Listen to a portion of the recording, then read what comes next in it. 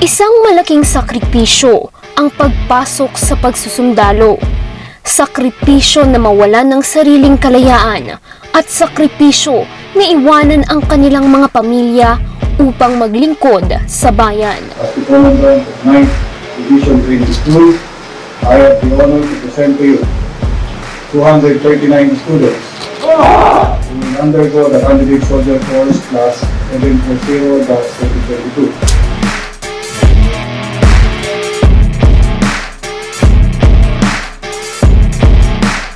Hindi para sa lahat ang propesyon na ito sapagkat sinasala at pinipili rito ang talagang karapat-dapat at ika nga nila, ang isang paa mo ay nasa hukay na. Seguridad na ng bayan ang unang prioridad, maging ang kapalit man nito ay ang iyong buhay.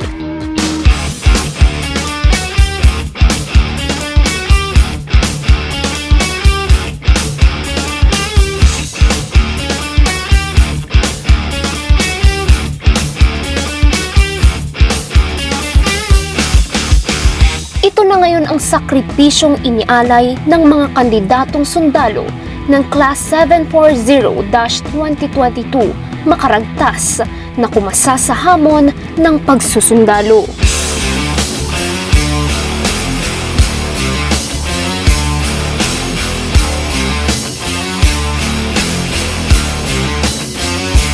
Sa simula pa lamang ng aplikasyon ay sinubok na ang kanilang pasensya at determinasyon na makapasok sa hanay ng hukbong sandatahan ng Pilipinas. Marami ang sumubok, ngunit iilan lang ang napili at nakapasok.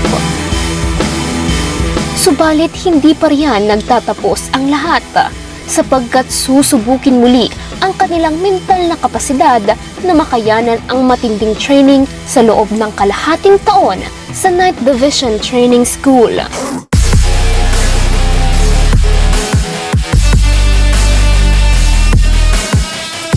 Ibang-iba na ito sa buhay sibilyan sapagkat sila ay gigising ng alas 4 ng umaga, sasalubungin ang pagbuka ng liwayway habang patuloy sa pagpapalakas ng kanilang mga katawan.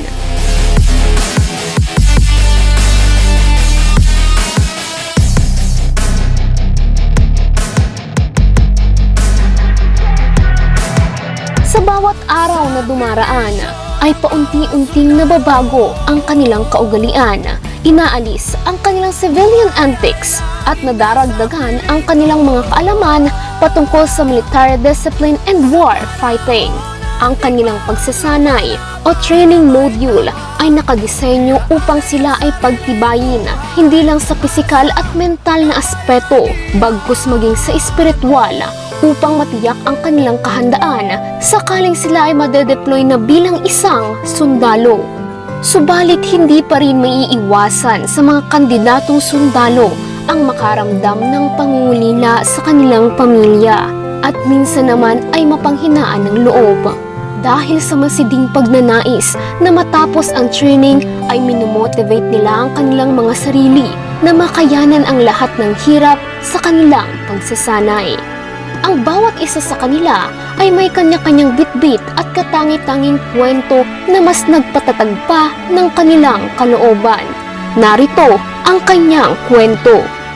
Pamilya, ito ang inspirasyon na pinaguhugutan ng bawat kandidatong sundalo na nais makapasok sa regular force ng Philippine Army. Ako nga pala si Private Aquilino II Villaso, 23 taong gulang. Ang kanyang ama ang dahilan ng pagpasok niya sa pagsusundalo at nag-udyok din sa kanya na ipagpatuloy na paglingkuran ang inang bayan. Bali yung nag-push sa akin magsundalo is yung tatay ko. Kasi pinangarap din ng tatay ko maging isang sundalo. Kaso sa kasabing palad, dahil sa lack of education, ay di niya to naabot. And then sa kahirapan, mas pinili niya munang magtrabaho kaysa mag-aral. Kaya itong pagsusundalo na pinasok ko ay hindi lang basta para sa akin.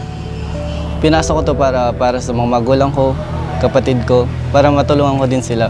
Subalit paano kung ang pamilyang pinagkukunan mo ng lakas ng loob ay siya ring magpapahina ng iyong kalooban? Bali yung papa ko, nung time na yun, mga bandang hapon, magpa 5 to 6, Sabi ng kapatid ko, nung nakatayo yung papa ko sa loob ng kwan, nakatayo sa loob ng compound ba, ng bakod. Tapos may biglang narinig yung kapatid ko ng putok, isang putok ng baril.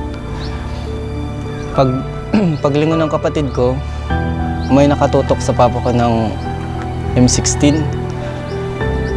Ang sabi ng mga pumasok, huwag daw lalaban, dapa, ganyan, sinisigaw sila ng dapa. Yung papa ko naman, yung parang ayaw niya sumurrender, lumaban yung papa ko. Nung inagaw niya yung M16, patuloy na pumuputok daw ito, sabi ng kapatid ko. May mga kasama pa yung pumatay sa papa ko, yung binaril siya sa likod.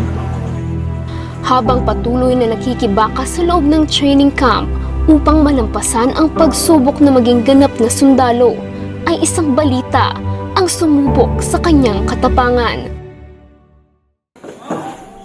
Sir, reporting ang sir, sir. Huwag ka sana mabibigla, pero may malungkot akong ibabalita sa iyo. Base sa tawag sa akin ng kapatid mo, ang tatay mo ay binaril ng hindi kilalang armado. Ibayan mo yung loob mo at lakasan mo. Ipagpatuloy mo ito kasi nandito na lang din yung pangarap mo.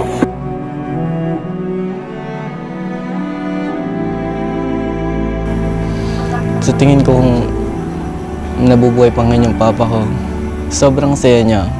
Kasi nga ito yung pangarap niya sa amin. Hindi lang pangarap niya sa amin, ito yung pangarap niya. Sabi niya sa akin nung nung nabubuhay pa siya. Yung pangarap niya na hindi niya naabot, dapat kami na lang ni Kuya magpatuloy. Kaya, para sa akin, kung nabubuhay pa siya ngayon, sobrang saya niya siguro na naabot na namin ni Kuya yung pangarap niya. Kasi yung pagtulong, matulungin talaga yung papa ko. Kahit hindi niya kilala, ganyan. Basta isa'y kakabubuti, tinutulungan niya talaga to. Kaya siguro, yun din yung isa sa way na kung ba't ako nandito, na pumasok. Kasi gusto ko yung makatulong. Bagamat tila sinakluban ng langit at lupa ang kanyang sitwasyon dahil sa bigat ng kanyang dinadala, hindi siya natinag, bagkus pinagtibay niya ang kanyang sarili sa gitna ng pagsasanay. Hindi man madali, ito'y kanyang itinuring na hamon upang mas lalo pang pagtagumpayan ang kanyang laban sa buhay at tuparin ang kanyang pangarap para sa pamilya at sa bayan. Sa pagtatapos ng kanyang training, alam niyang hindi na sayang ang sakripisyo ng kanyang ama sa pagtataguyod sa kanila, matapos siyang manguna sa kanilang klase. Hindi man masaksihan ng kanyang ama ang kanyang tagumpay, ngunit alam niyang nakatanaw ito mula sa langit ng may ngiti at pagmamalaki.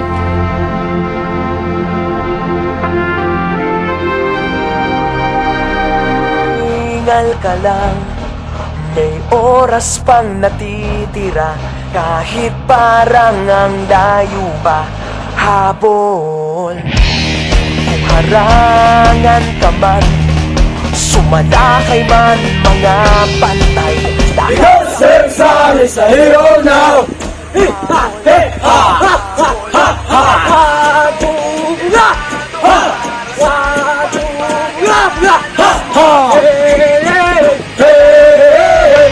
Titiklop ka lang, matalo kung matalo, huwag ka sanang magkakamali. Pamilya ang ating lakas at inspirasyon.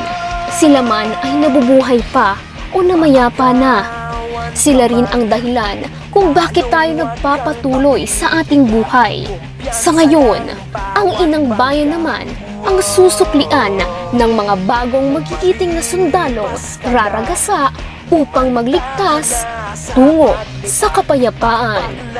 Isang taus-pusong pagbati sa lahat ng mga nagsisipagtapos. Ikinagagalak ko ang pagpili ninyo sa pinakamarangal na propesyon, ang maging sundalo at tagapagtanggol at tagapangalaga ng ating kapayapaan. Asahan po ninyo, nakasama ninyo lahat ang ating mga opisyal, sundalo at kawani ng 9th Infantry Spear Division sa pagharap ninyo sa mas malalaki pang hamon sa pagganap ng inyong sinumpaang tungkulin. Sa inyong mga mahal sa buhay na patuloy na sumusuporta, sa inyong hangarin na siya ring pinagmumulan ng di matatawarang lakas at motibasyon, maraming salamat po sa inyong lahat. Sa atin namang mga kasamahan na gusto po pong pumasok at maging parte ng hukbong katihan ng Pilipinas, malugod po namin kayong tatanggapin sa aming hanay. Ang tunay na pagwawagi ay magsisimula sa positibo ninyong pananaw at pananalig natin sa ating puong may kapal. Makakamit natin ang lahat ng ating minimithi at pangarap pag tayo ay may paniniwala sa ating Diyos. Mabuhay po tayong lahat. To God be all praises and glory. Pang magagalos mo kung titiklop ka lang, titiklop ka lang. Matalo kung matalo, huwag ka sanang magkakamali. Subuko na lang, ang puso ialay sa laban, kapalit ay tagumpay.